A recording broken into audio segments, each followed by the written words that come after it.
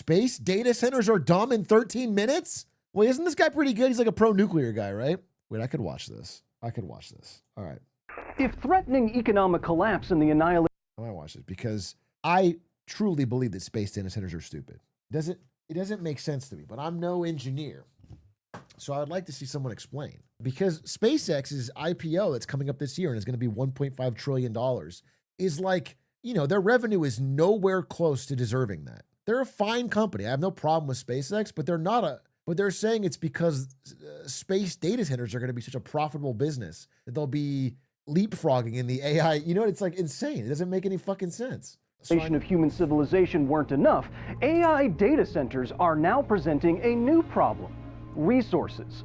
A large data center will now put out enough heat for 100,000 homes into an increasingly hot atmosphere and slurp up enough water for 1,000 families. Obviously, something is going to have to give if we want to continue to build out this infrastructure that no one actually wants. That's why recently some AI tech bros have suggested moving data centers here to space. But that's a stupid idea for almost every reason. It's kind of embarrassing, actually. Here's why. Now entering the facility. The idea of space-side AI data centers seems almost exclusively popular. Dude, I'm getting mogged, honestly. I'm getting mogged hair-wise, but also production value-wise. Popularized by tech billionaires who believe that they would be doing physics if they weren't so busy not paying taxes. And if you don't understand simple physics... This guy in CoffeeZilla, bro, they have so much, they got facilities. They got these setups. The idea does sound pretty smart. AI data centers need a lot of cooling. Space is really cold. Boom! AI data centers need a lot of power. There's infinite power from the sun in space. Okay. Boom! I'm AI sold. data centers need a lot of space. Space has all of that. Yep. Boom!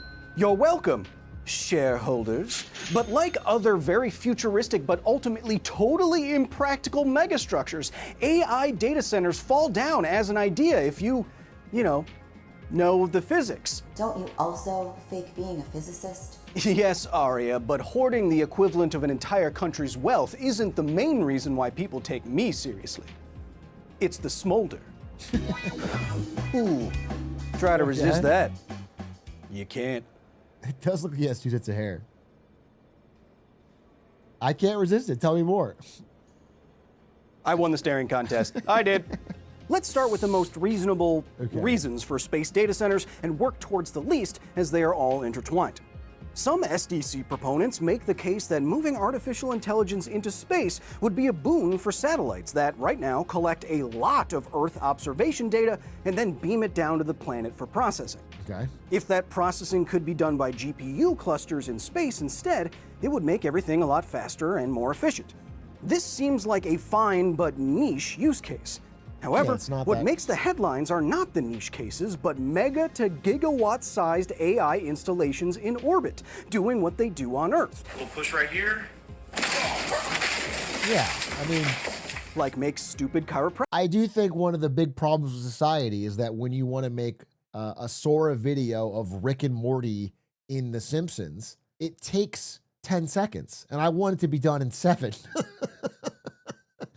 If I could put the data center in space and save that time, I honestly think that would help the economy. Videos and destabilize the world economy.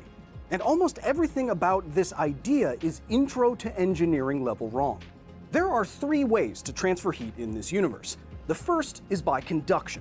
Through innumerable energy-conserving collisions, 2 objects in contact will reach an equilibrium temperature with each other as their atoms jiggle against one another. Not me.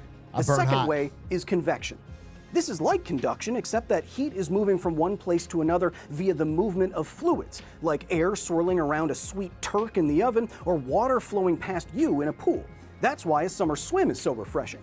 Water is a very good conductor, and new water is constantly conducting heat away from your body as you move. You looked especially refreshed after that one time. It was cold, Aria, okay? It's not always... Moving on. There's basically nothing in space. Citation needed. So the dominant mode of heat transfer in the void is the third way, radiation. Everything with a temperature emits radiation as charged particles in matter speed up, slow down, excite, de-excite, and release energy in the form of photons of... Why don't we build the data centers in the middle of an ice cube in Antarctica? That way they'll always be cool. Did I just fucking solve it? It'll melt? I thought about that. We'll put the ice cube, we'll have a fan that is blowing on. I'll get one of those big fans, like the rotating ones, and I'll put it around it. And so it keeps it cool. Did I just solve it? What powers the fan? Simple. Simple. Wind. Here's what I'll do. I'll have a tiny little wind turbine on each fan. And as the fans rotate, they blow the wind turbine of the next fan. Do you understand what I'm saying? So there's like 10 fans all around the data center, and it goes, and it turns to the left and it hits the turbine with the wind, and it's basically infinite energy. I've created infinite power and I've kept the data center cool. Holy shit, he's cooking. Got his mic. Anyway, I'm calling my company fucking Flesla, and you can invest in a $3 trillion valuation now. Okay? All of this that I'm talking about will be built within the next 18 months. So get your money in now. Light as they do so. However, this is the least efficient way to transfer heat energy around. And so the main reason that everyone gives for moving data centers to space, cooling, is either ignorant of thermodynamics or ignoring it. We can put numbers to this because we already have stuff in space with significant cooling challenges. According to the AI ruining Google search, the very best GPUs put out about 1,000 watts of waste heat. Okay. That's about 10 times more waste heat than your body produces, which is kind of crazy to think about. Today's data centers can have more than 100,000 of these GPUs, which means 100 million watts of heat that has to go somewhere. Okay. Why not space? Well, the biggest and best heat radiating technology that we have in space is on the International Space Station. The radiators are right here in between the solar panels and have a surface area of 42 square meters. Okay. According to NASA, this area can reject around 14,000 watts of heat into deep space. Do you see the problem? It's with the number of zeros.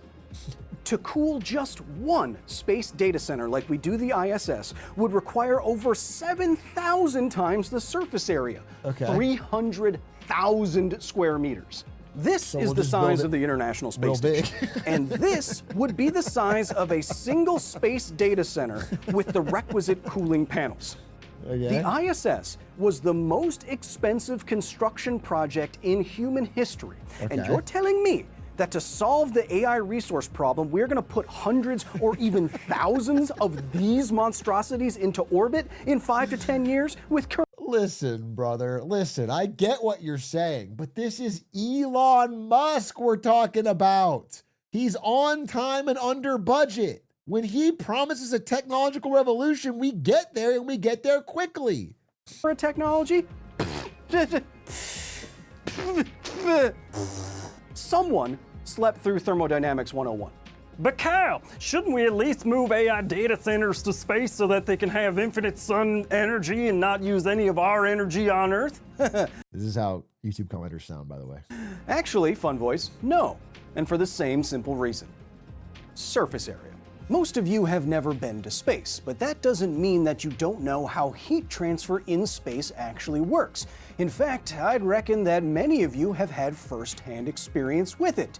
Case in point, this is a thermos. This is my Yeti thermos. It's fantastic. You can also get these cool Demon Core and nuclear waste warning sign stickers at shop.kylehill.net. Anyway, how a thermos like this can keep ice cubes ice for like 24 hours is the fact that they use the vacuum, just like space has. So inside of this Yeti thermos, you have 2 stainless steel walls. In between those walls is nothing. It has been evacuated of air.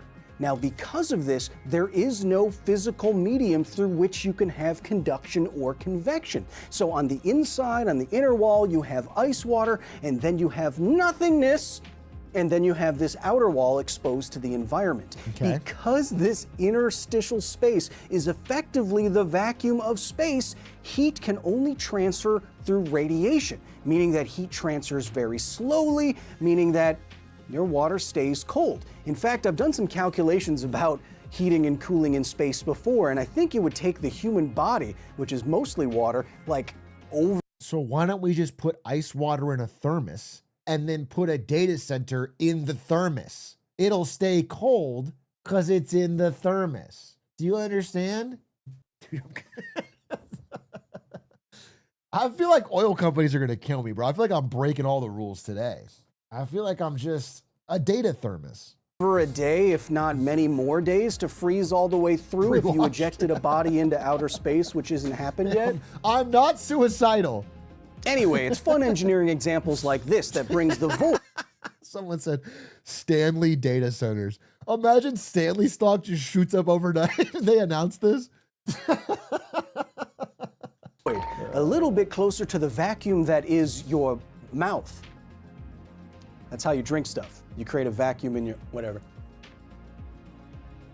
I Isn't forgot. that with a toilet company? Not exactly. If you must know, so like everybody's dumping money on data centers, right? So you're like, all right, well, what do data centers need? They need GPUs. So you're like, all right, well, I'll buy NVIDIA stock. But then you're like, well, what does NVIDIA need to build the GPUs? Well, you need to go to TSMC in Taiwan to buy it. That's where they actually build it. So I'm going to buy TSMC stock. Well, what does TSMC need to actually manufacture the GPUs?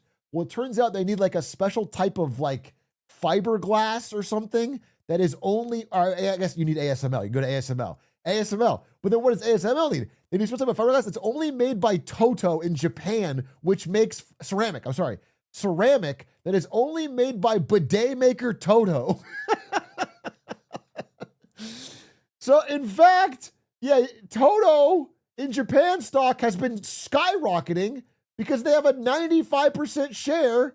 Yeah, you can see it right here. Look, of this thing. And then they need an amino acid insulating substrate that is only made by Ajinomoto.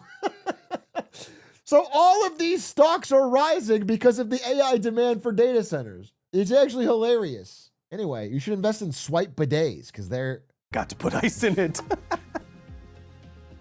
You get it. Yes, there's a giant fusion reactor in the sky, but getting power in space isn't exactly a walk-on cake, or whatever humans say. Solar power is good, but it requires a lot of surface area, and the panels themselves are heavy, and that makes them expensive to get into orbit. Chemical fuel is very energy dense, but it's also very heavy and therefore expensive. You're going to say something about nuclear power now, aren't you? No, Arya. Even the nuclear technology that we currently have in space, radioisotope thermoelectric generators, are relatively weak in the amount of electricity that they can produce. So, how are we going to actually make all those short films that get ratioed on Twitter by moving those hot, giant racks to space? Excuse me?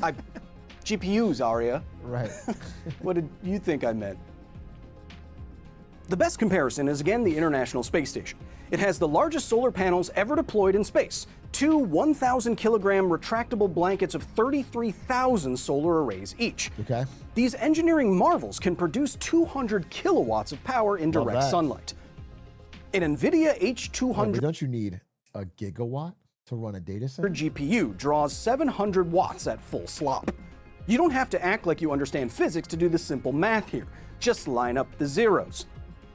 It would take at least 300 ISS-sized solar arrays to power just one large space data center, and probably many more than that, due to inefficiencies, cooling, redundancies, etc. Right. You're telling me that in the next few years we're going to successfully launch nearly 500,000 kilograms into space per data center, safely, efficiently, and economically? Really? And this is to run one data center, of which we're building like 1 million all over the fucking country. This is to run one. Really? Really? This is not a serious idea for serious people, and honestly, it's exhausting. We are constantly stuck in a loop of some guy with too much money proposing something ridiculous, and we all have to waste our time hearing about it, the news has to waste their time covering it, and scientists have to waste their time backtracking to first principles and interviews about it. It's just... Deep breaths, big man. Hey, why don't you talk about radiation? You love that. Oh yeah, good thinking. Radiation in space may not immediately incapacitate astronauts, but if space data centers are to constantly and carefully process terabytes of data in the void, radiation in space and in orbit is going to be a real risk to sensitive electronics and data integrity. An unstoppable solar storm wiping out the majority of humanity's compute in just a day seems like a bad thing. And the shielding against that thing is going to be heavy and therefore expensive and therefore hard to get into space. Honestly, space is one of the last places where I'd want the majority of humanity's digital throughput to be. It's hard to get stuff there, it's hard to power stuff there, it's hard to maintain stuff there, it's hard to move stuff there out of the way if debris is... I mean, so I didn't know all of that. I think this is a great video, actually. I really like this video. It's being very clear. But the thing that broke the idea for me was when I just heard that, like, just the cost alone of getting everything up into space is very expensive. And we're changing out GPUs in these data centers like every year. So it's like, what? How the fuck are you going to get up there and swap out for the new models of GPUs? Like it, and then also the radiation, like, will fry some of them. Some of them just burn out on their own, so they need to be repaired. Like, you can't swap them or change them. Heading at it at Mach. It's going to be hard for astronomers to see stuff in the night sky if they're filled with all these shareholder-driven monstrosities with these giant panels so many times larger than the International Space Station. Why are we still talking about this? Someone said we moved Taiwan to space. That would solve a lot of problems. There's a lot of geopolitical problems that would solve if Taiwan was somehow in space. You might be cooking. Sorry. I was slop mopping again. Look, data centers in space is a fun idea, but it's a... What if we gave Taiwan the moon? Hear me out. Hear me out, dude. We give Taiwan the moon. We pull a GRU. Don't call that pulling a GRU. Sci-fi idea like space elevators or Dyson spheres. If all of the oxygen wasn't continuously being sucked out of the room by money vampires, we could entertain better ideas. For example, some companies are looking to put AI data centers at the bottom of the ocean, where it's really cold, there's excellent conduction and convection, and there's near infinite water for cooling. But they're being drowned out by all this other stuff that we're forced to hear about and hear about. It's not called Ocean X, Kyle, okay? Elon needs to do a $1.5 trillion valuation for this IPO. We can't be talking about bullshit like the ocean. It's SpaceX. And this is just a thought, we could not cover the entire world in GPUs that we don't want. But what do I know? I don't have big crazy ideas that'll never work. Jensen Huang, kill us, Until man. next time. Administrator, the antimatter ramjet Venusian apartment levitator is ready for testing. Wait, the video's over? Wait, he covered the whole topic in 12 minutes? What about like a history of space? Why didn't he open with a 20-minute history of space? Why didn't he talk about like...